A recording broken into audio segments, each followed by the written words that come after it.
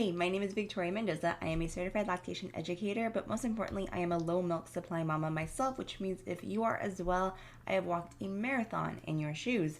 Today, I wanted to talk to you about actress Olivia Munn's low milk supply journey that she gave us some insight to on her Instagram. So let's take a look at the stories that she posted. So there was just 2 stories, but we were able to get a lot of insight from these and to be able to figure out the do's and the don'ts. So in front of me, the very first story we have, she has 8 weeks in, and I've taken a million vitamins, countless teas, lozenges, tinctures, and worked with 2 lactation consultants. Breastfeeding is hard. The second clip of the stories that she posted was all the supplements that she has, and then it says, any other mom's taking all the supplements and teas and tinctures, yet barely make milk, with a poll for her followers to respond to. So few things here on these I wanted to address. The first story, she puts out that she has gone and seen 2 lactation consultants, which is great. Okay, I really think that every mom who's struggling with supply should see professionals within the lactation space. Don't go to just your general pediatrician or to your OB. They don't have lactation training, so I would not advise that. I would say look for somebody who has a background in lactation specifically. My only thing is with her saying she's seen 2 lactation consultants.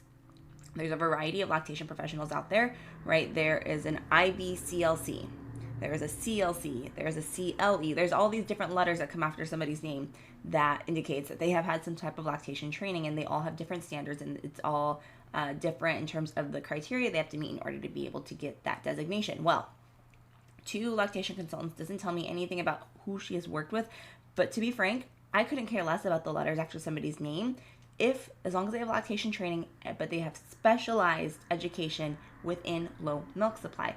Low milk supply is a specialty.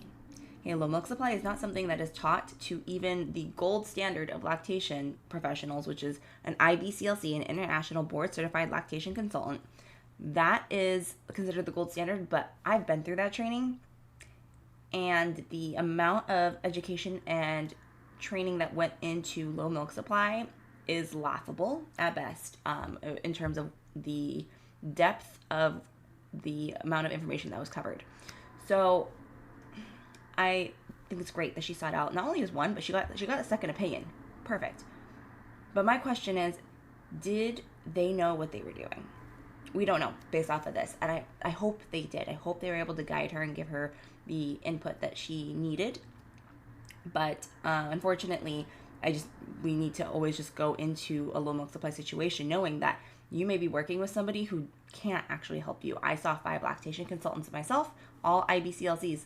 The first 3, super nice. They knew a lot about breastfeeding. They were great, but they didn't know low milk supply, and they couldn't help me. It wasn't until number 4, I had to see 4, right, that I was able to get some actual tailored help in terms of low milk supply. So that would be my warning for anybody who is unsure if they are seeing the right person. Make sure that they actually are well-versed in low milk supply, and you can ask them, like, have you studied this? Have you looked into this? What research have you done? Like, and get to know what their background is, a little feel for that before trying to work with somebody.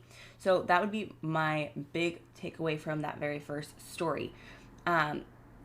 Being somebody who knows low milk supply, being somebody who has that background knowledge, one of the things, if I was working with Olivia, if I was Olivia myself, is you have to advocate for blood work. There's so many reasons why low milk supply happens, and if we're talking about it from a primary standpoint, also known as like what's coming from the mom, right? If it's something to do with your body, or there's a reason you can't make milk, and you're doing all the things for proper milk management, and that includes proper milk removal, if you are taking supplements, if you're doing all of these different things, you've checked baby's latch, all of that, and there's still something not working, you now need to go and ask for blood work, because there's something going on internally that is preventing your body from producing milk.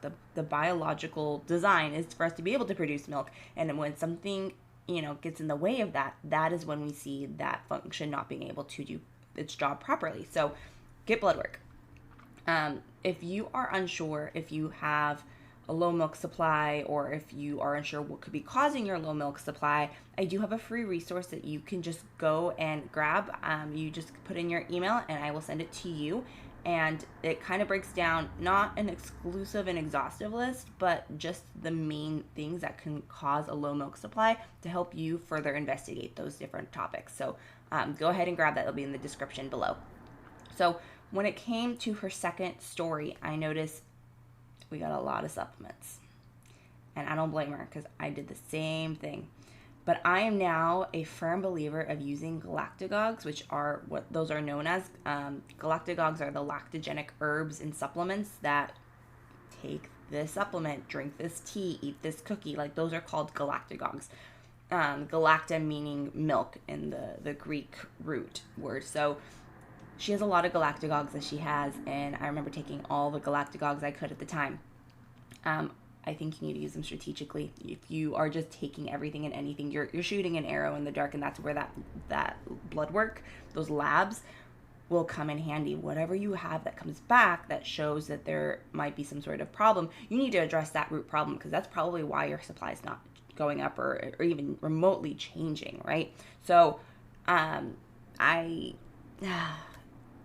just have so many questions when I see all of these supplements, because it's like, okay, were these put on her by the lactation consultants? Did she put these on herself? Like, did she like look for different ones and she's like, oh, okay, let me buy all the things?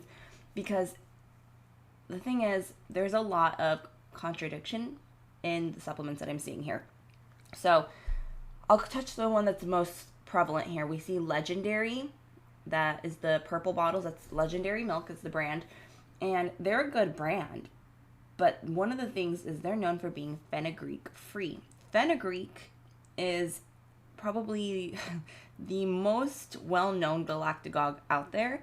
It's been used for decades, and it's really been used for centuries, but decades as in like it's been the number one like go-to. And just most recently, I would say it's kind of pivoted where it's not the number one go-to, and people are very against fenugreek. Well, fenugreek is a good galactagogue. It does work, but it's just not right for everybody. And this goes back to that root cause, because it has side effects or negative outcomes for certain people, certain individuals. And so for a mom who's lactating fenugreek, one thing that I can say is if they have any type of thyroid condition, history of thyroid, or even if you have no thyroid condition going into pregnancy, but then boom, you have a baby and you have what's called postpartum thyroiditis, which your thyroid now has just had some sort of shift in its hormones when you were postpartum because of all the hormones that are shifting your body, you now might have a problem with fenugreek. If you are hypothyroid, do not take fenugreek. It is known for suppressing your thyroid, and thyroid function is one of the root causes when it comes to low milk supply if your thyroid is not functioning properly. So fenugreek has that negative effect. It has a couple other things, but that's my main concern when we were talking about low milk supply.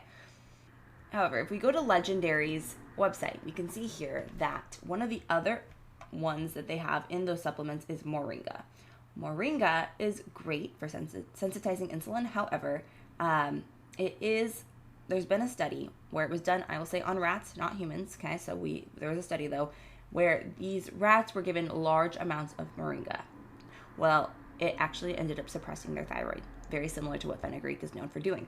So that, we can take away that fact that yes, that it was done on rats, not humans, but that it was done on another animal, so we can apply the fact that it's possible that this could happen to a human.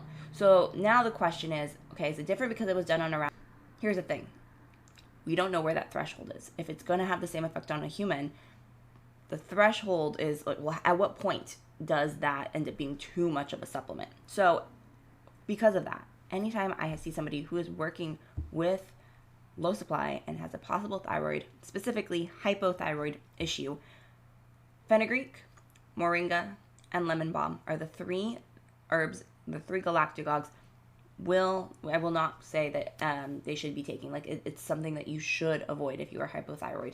So the fact that Legendary Milk has fenugreek-free, but then they do have moringa as an ingredient in their supplements, specifically Milkapalooza and Cash Cow. If we go back to Olivia's post, we see right here Milkapalooza, and then there's Cash Cow, and then this one also looks like might be Cash Cow. So we see that she is taking moringa.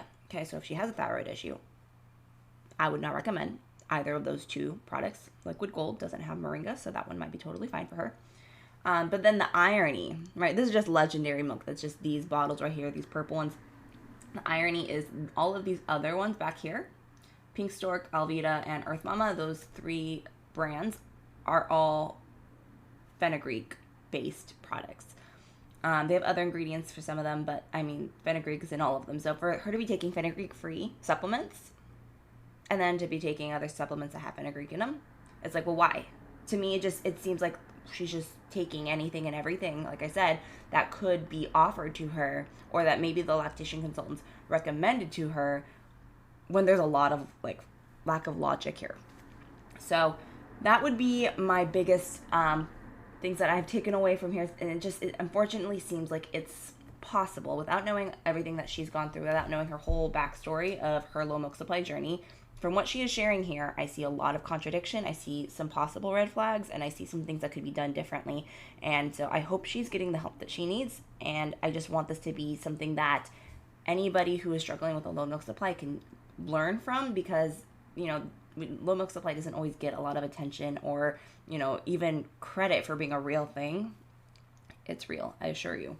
But it's something that I think when it's being out there and publicly talked about, we can take and look at it and learn from it. So if you found this helpful, I'm not against galactagogues, but if you are unsure if you should take a galactagogue, first, there's a lot of other things I want you to roll out, get that PDF that I said I have. But also, if you have your root cause figured out, if you know what you're going through and you are ready to like dive on in and take the right supplements for your body, I do have a cheat sheet, a guide. It's a reference guide, if you will, that you can go ahead and get. I will also link that below. But I will caution you, you need to know your root cause first. Like, please don't go and just start taking all the supplements. And of course, just because this reference guide tells you which supplements are the best for those root cause issues that you have identified, it is not something that I would say there's a single magic pill for, right? Some milk supply is treatable. Some can be reversed, and it may happen with this specific baby. It may have to be a different pregnancy. It may not be reversible with this specific case, but maybe in the next baby you have, it is something that can be reversed. And then for some, it isn't at all. And the reason behind each one of those is so complex, and I can go into all of those in more depth in future videos. But this one right here, I just wanted to stress that you need to figure out your root cause, and you need to figure out the right supplements to take if you are going to take any supplements, because otherwise you're going to end up in the same boat and you're going to be really struggling through and wasting time, wasting money, wasting like so much of everything just to try and get your milk up, when you might actually be taking something that could be making your problem worse. So I wish Olivia the best, and if you are struggling with low milk supply, please reach on out. I'd love to be able to help you, to give you some more resources and direction on how I can best serve you. If you like this video, please make sure to like it, subscribe for more low milk supply, comment, and then comment below your biggest takeaway from this video. Thanks for watching.